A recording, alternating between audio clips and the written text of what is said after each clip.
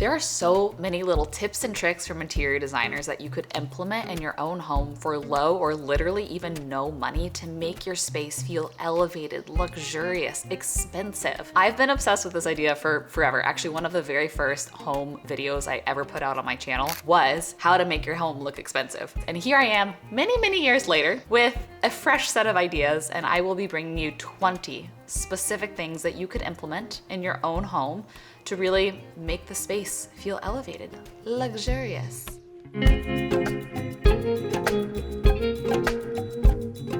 A huge improvement to a room is adding curtains. I have really nice curtains in my den. I got them on Amazon for $34 and it really softens every single corner. It adds this texture, this movement. I like to call curtains the eyelashes of the room. I really feel like it's as soon as you hang curtains, your room just put on mascara and the eyes pop. And you know, that makes sense in my mind. It might not translate to anybody else in the world. As soon as I add curtains, it gives that like hotel layered luxury feel. I will link the ones that I have down below because like I said, they're $34. I think they're great. They're a sheer material, but I also like a lighter, more sheer material. Something I like to look out for in curtains are the types of curtains that you could put a rod completely through, or there's individual loops, because when you push the curtain together, it makes these perfect pleats, which just screams luxury. So I will link these specific ones down below if you're interested, but it took my space to a whole nother level as soon as I hung these up. Next, this is a renter-friendly thing that I did in my home, even though I'm not a renter. Peel and stick tile. I swear by this stuff. I was so apprehensive. I did this on my own in a couple hours for a couple $100s. Tile feels like such a big foundational element to the room, and having something that is the color you like and feels a little more clean and modern completely changes your space. I'll link this specific brand that I use down below as well. Almost every single home that I've lived in, I have made DIY shelving. I feel like open shelves add such an interesting element to the room. Gives you a spot to display art, a couple more sculptural pieces, a couple of plants, and every time I've done this, I have done it for about $15 or less. I simply just go get a nice looking piece of lumber from Home Depot or Lowe's. I sand it, make sure that the corners aren't too sharp, put a little stain on it, and then I buy the very cheap brackets. They normally sell these for garages. You can get them for a couple dollars a piece, and we'll screw that into the wood, screw that into the wall, boom, done. I lived in an apartment in Austin where I hung this above my couch, and that's where I would display a lot more of my interesting things because the apartment didn't really have any bookcases, bookshelves, built-ins for me to display things. I've taken them with me through every home that I've gone to because they're just so helpful, so cheap, easy DIY, don't have to be too handy. Lastly, I am a huge fan of adding lighting that looks like it is more of a statement built-in piece. I actually have a light above my little bar area that looks like it's wired in. It's not wired in. I didn't want to have to pay an electrician to do that just for a light, but having things that look like they are a part of the house really adds a lot of character, adds a lot of interest, makes the home feel more designer. Another way you could do this is I do have a lot of lights that are just corded lights that are hanging. I have some next to my bed in my primary bedroom. I have an orb hanging in our guest bed. I have a really fun kind of like flower petal light hanging in my office.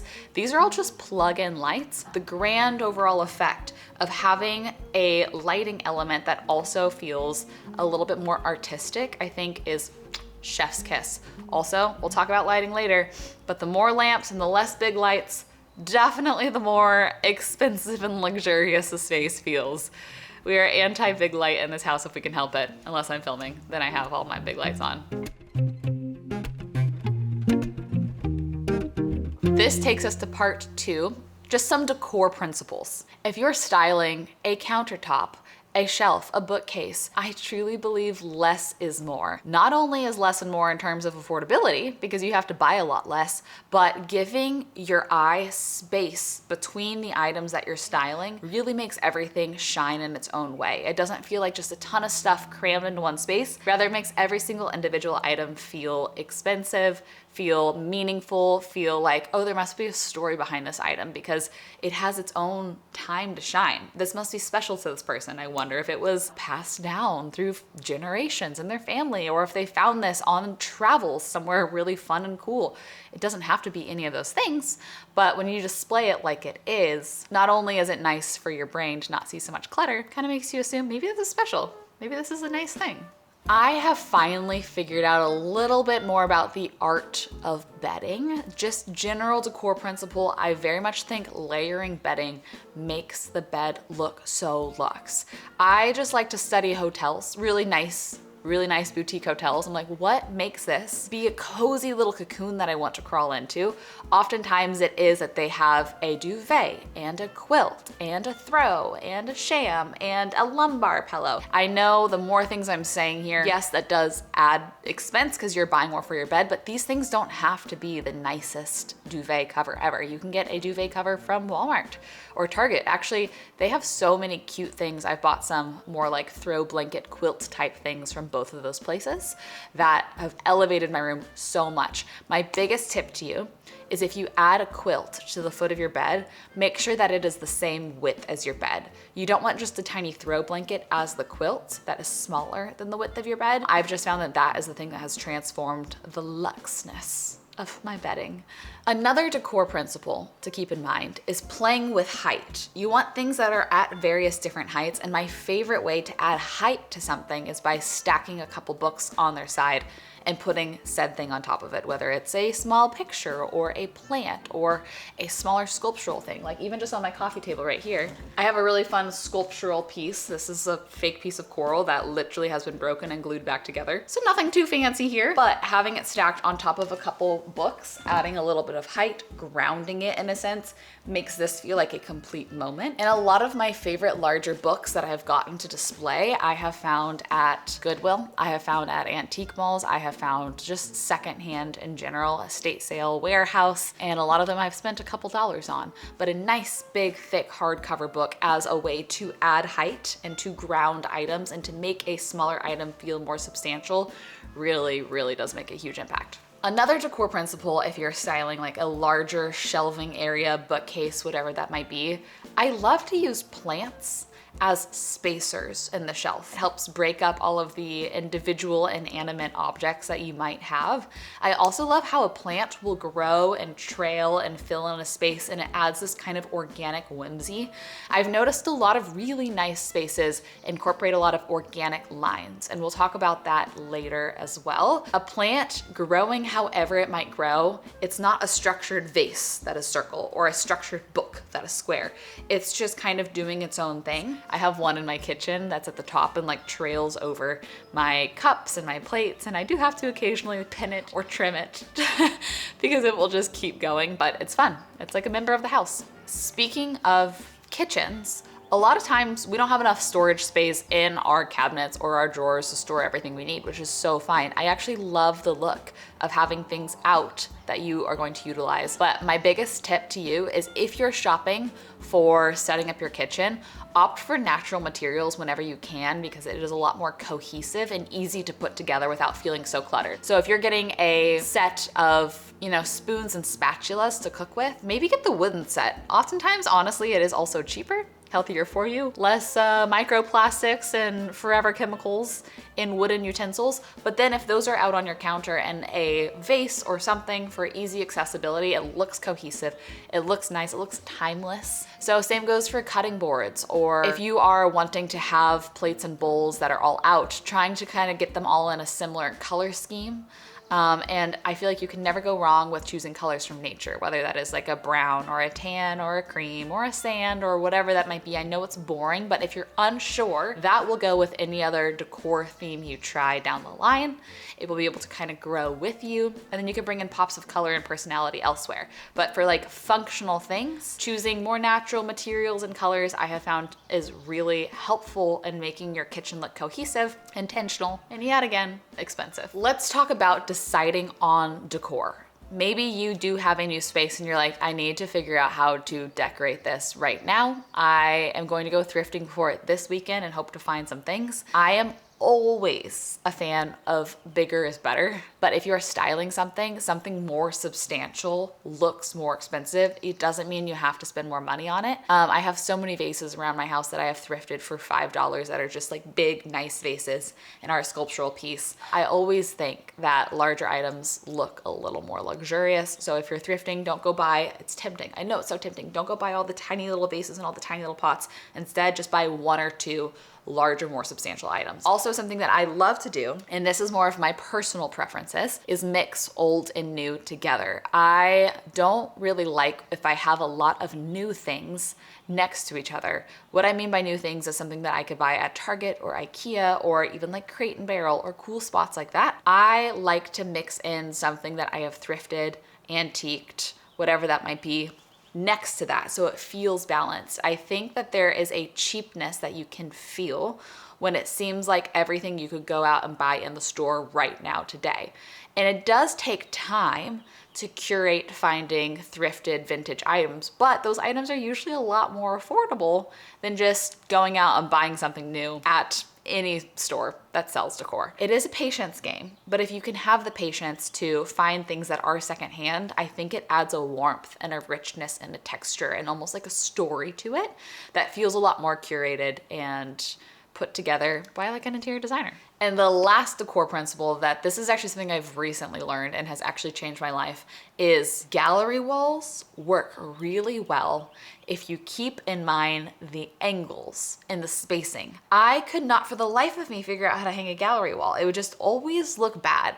But I finally have learned a method that works, and that is having the same amount of spacing around each photo. You don't have to worry about necessarily if the photos align vertically and horizontally. You can have like a totally crazy layout in terms of where a photo stops and starts. All that really matters is that the spacing between all the pictures, the horizontal and the vertical spacing, is all about the same width. Once you do that, you can hang them in any pattern and it will look good and it will look like a professional did it. And it seems so simple. I don't know why I struggled for so long, but as soon as I kept that one rule in mind, my gallery walls started to make a lot more sense. And hallelujah for that.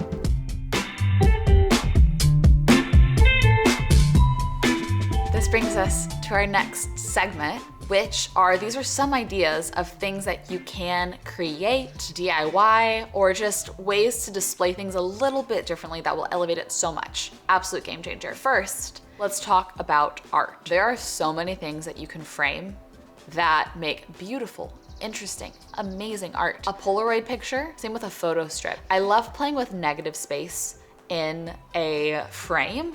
So if you have a big frame with a single photo booth strip in the center of it, I think that looks so cool. I also love to frame greeting cards. Junk journaling is something that's really popular right now. And if you want to make a little collage out of like ticket stubs and cool napkins and coasters and all that sort of thing from a specific trip, put it in a frame. These are all free ideas of very intentional, very special, one-of-a-kind, unique art that I just think is cool. That brings me to my next point about art. This is that if you can add a mat to your frame, immediately the art looks so much more elevated. Something about having, yet again, that little bit of negative space around the frame. You now have a larger frame and it feels just like somebody took a little more special time with framing this item. So elevated.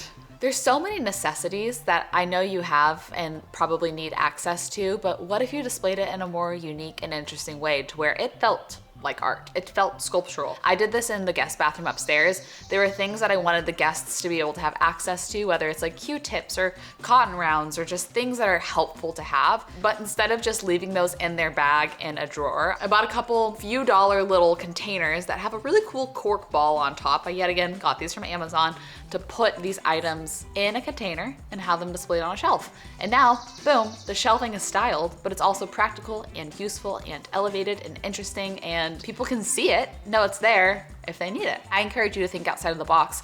If there's things that are just necessities that you want access to, is there a unique way that you could display it? Can you just buy a little container, thrift a little container and display it in that? Maybe you could add a little something interesting, kind of give some hotel-esque vibes as well. Something that I have loved ever since I moved out of my parents' house, so I think that these will stand the test of time, is taper candles. When in doubt, styling anything, put a couple taper candles on that item, whether it's the top of a piano, a coffee table, a dining table, a shelf in your kitchen, anywhere.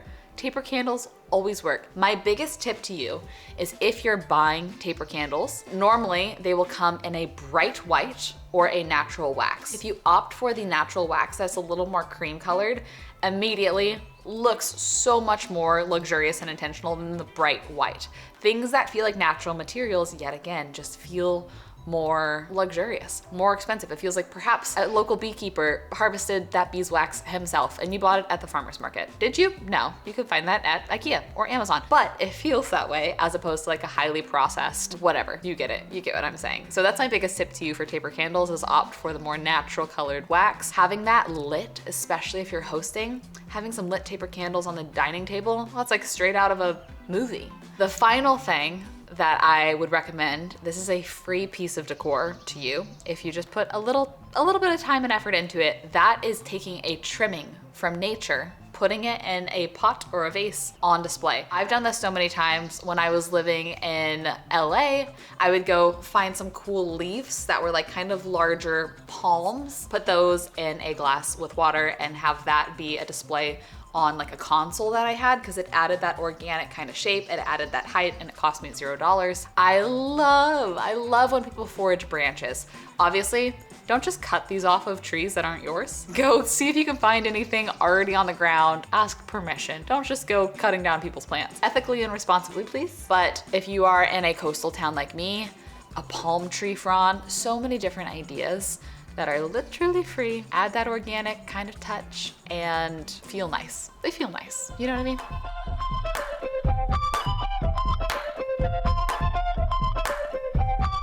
This brings us to our last category, just final touches. In terms of final touches, this is a more broad tip for you, but playing with texture, I think adds so much. Like even just on my couch here, I have a fluffy blanket that has like a little bit more depth in terms of texture. I have this more linen-y type of pillow. I have this rough wood along with this shiny glass. Like just playing with different textures adds a lot. If you are layering your bed and you want a new quilt for the bottom, can you find something that is like a chunky weave that adds, you know, something additional? Could you find a velvet throw pillow? That's a whole new different type of material that adds a whole new different type of texture. When you can layer these things, it appeals to the senses more, and I do just think it adds a whole nother level of elevation to what you're creating. Let's talk about fresh flowers. Fresh flowers are my favorite final touch. The things I would recommend about fresh flowers is find flowers that look great by themselves, just single stem by themselves. They don't need any additional greenery, or you don't have to make a whole bouquet to be able to display them. And find fresh flowers that last a long time. I have some lilies on my dining table. They are literally 3 weeks old. Lilies are some of my favorite flowers to buy and display.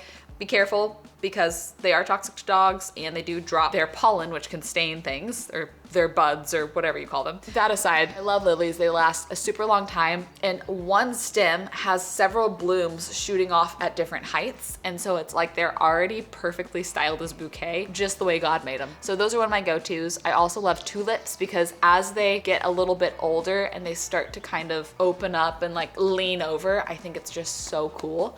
Lately, I've had a lot of luck with hydrangeas, which didn't used to be the case. But I have had some hydrangeas last 3 weeks. I don't know if it's the season. I don't know if it's because we're in spring. I don't know. But those are some of my favorite blooms. I always get them at Trader Joe's that are beautiful by themselves so that you don't have to buy 3-4 different filler flowers to make it look okay. Lighting. I told you we would talk about lighting. My biggest tip is dim those lights. If your lights aren't on dimmers, turn off the big lights and get some soft bulbs and some lamps. Having lighting that is not so bright and stark as the sun starts to go down totally changes the feel of a room. Have sources of light that are at different heights instead of just above you. Above you is not flattering. It feels like an office, feels like a hospital. If you can soften the lighting, especially as the sun starts to go down, immediately elevated. There's a lot of ways you could do this too. You could add LED strip lights under cabinets. You can add it behind your bed frame. You can add a couple spotlights that are more on the ground and kind of light up from a corner, up a wall. Do a little light audit and see if there's any lights that you can move around and incorporate to kind of wind down in the evening, especially if you have friends over for dinner or whatever. Set the mood. And lastly, I think it is so nice to have a signature scent in your home. Something I think about pretty often is none of us know if our home really have a smell, like a bad smell, because we live in it and we're just kind of immune to it.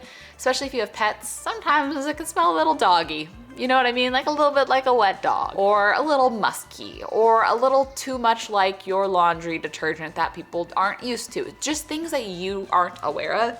So having an intentional scent I think is amazing. Of course, I love candles, but a lot of people are becoming more and more sensitive to unnatural fragrance. So a couple different alternatives is maybe you like incense. Maybe you have a diffuser and just diffuse some essential oils. Always check your essential oils if you have pets to make sure that they are pet safe. But so many different ways to incorporate a scent. You want to appeal to all the senses, which is what we're doing with the texture, the touch, the lighting, the smell of your home. Also, you can make a simmer pot. You could just put some spices, some orange, whatever that might be, into some water and simmer that. But if you're having people over, I think having an intentional signature scent is very luxe, very expensive, and you can do it for very little money if you use things like essential oils or ingredients in a pot. And with that, that is my updated list of 20 ideas for you to just intentionally curate your home a little bit more that are low or no cost. Of course, the big foundational things at the beginning are gonna be the highest cost, but everything after that are styling things to keep in mind, how to thrift, and little DIYs that you could forage or create art out of things that you already have that are sentimental. And I hope some of these ideas were helpful to you. Let me know what some of your favorite tips are down below. We can make a little bit of like a community resource. I love you guys. Thank you for clicking on this video. If you want more videos like this, please let me know. If you would like to like this video and press subscribe, that helps me out so much. I'm trying to be better about saying that. I hate saying it. It feels icky, but it really does help me out. So thank you. I love you. Hope you have the best rest of your day, and I'll see you in another video very soon.